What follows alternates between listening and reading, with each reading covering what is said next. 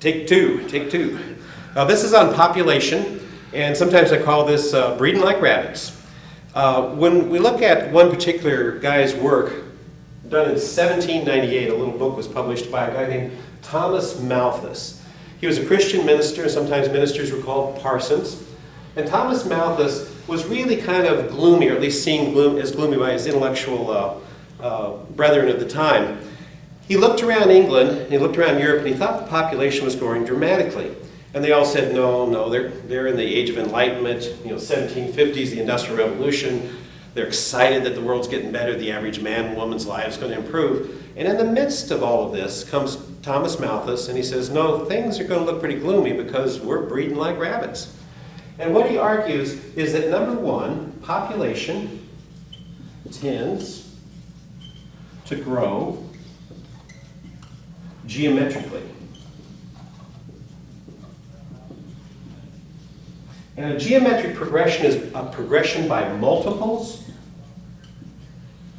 If you take the number 2 and you take it times itself, 2 times 2 is 4, 8, 16, 32, 64, 128, 256, 512, 1024.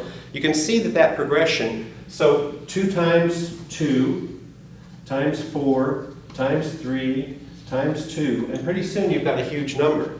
If you graph this function, what you have here at the bottom of this graph is time, going from some time in the past, presumably the beginning of the human species, to some time in the future. And on the side, we have number of people. When you graph a function that's a geometric function or a multiplication function, you start out very slowly and you get an increase, and all of a sudden you get a base number so large that it increases dramatically, and the population just shoots through the ceiling. You've seen this in deer populations around Illinois. The deer population is just increasing so rapidly. They're such a successful species that it's causing lots of problems and conflict with the urban dwellers. And he took a look at this and he said, population's growing geometrically. What do you have to have? You've got to have food for these people. Obviously land and everything else. So his second point is that food supply tends to grow arithmetically, not geometrically, but arithmetically, like arithmetic. And this is like 2 plus 1 equals 3 plus 2 equals 5. You see a growth there, but it's not a dramatic growth like a geometric progression. So if we graph that, we put time down here, and this is simply the amount of food on this axis. We might measure it in bushels of corn, calories, any various measures, as long as it's a specific measure. And when you graph something like that, you get a line something of this nature. Now, it would really be jagged, of course, but for our purposes, just kind of a straight line. So if population grows geometrically, food supply grows arithmetically, can you guess what the third point is going to be that he's going to make? Slap those two graphs on top of each other in your mind and think what his third point is going to be. Yeah, you're right, you got it. He's saying that, number 3, population tends to outstrip food supply. Whether you're talking about a deer population or a human population.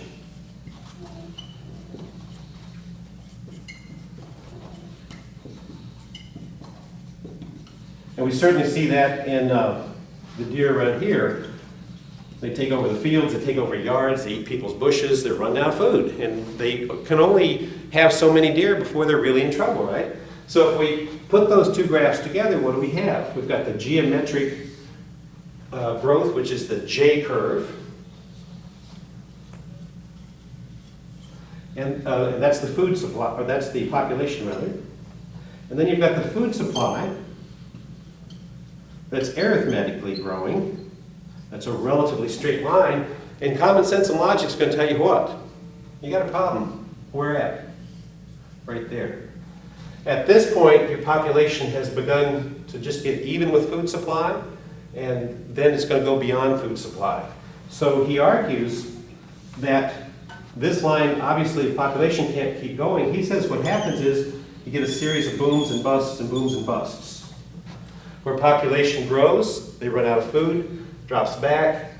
Population starts growing again, they run out of food, drops back. And he says the future of mankind, unless we take steps to do something about it, is going to be the future of disaster, of pain, of all kinds of problems. Now, if you look at this, he says there's natural ways, and obviously he's a man of God, a Christian minister, so he's being influenced by lots of things, including the book of Revelations in the Bible. And the fourth point he makes is that there are ways to prevent this. There are checks. And he says there are positive checks. And don't get too happy there because we're using the word positive, because by that he means natural. And these positive checks are right out of the four horsemen of the apocalypse. They are. Guess what? What kills off people when you run out of food? Starvation. When you start getting malnourished, what happens? You get disease. There are pressures to go to war. So he says the basic three checks are starvation from lack of food, disease,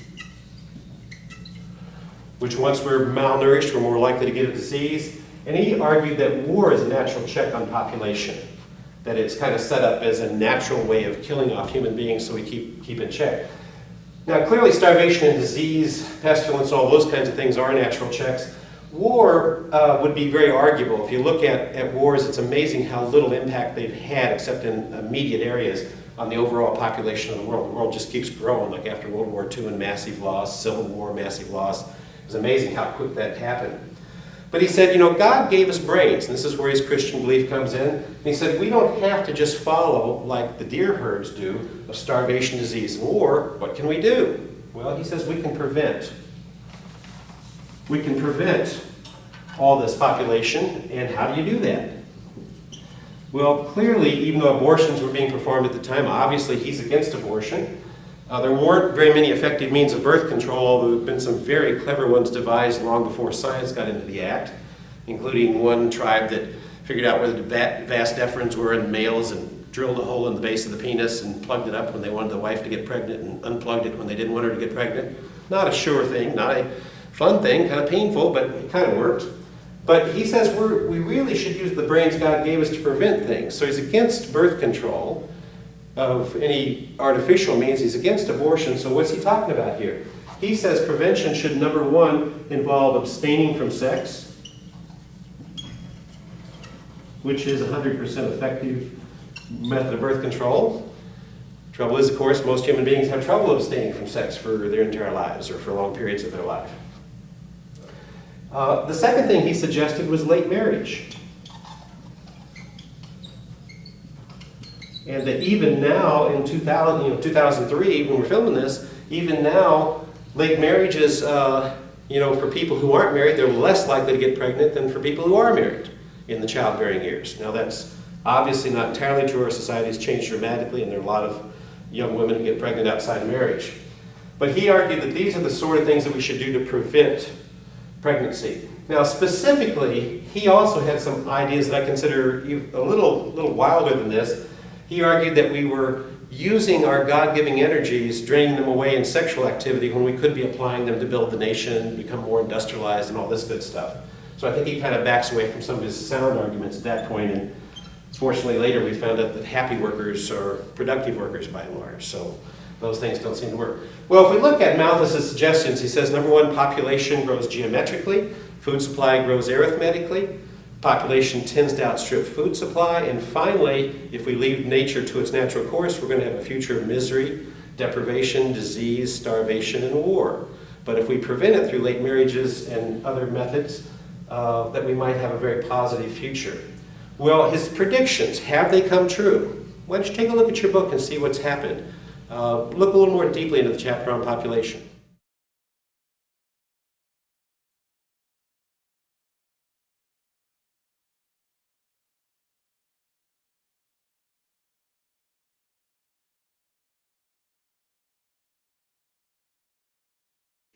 Thanks.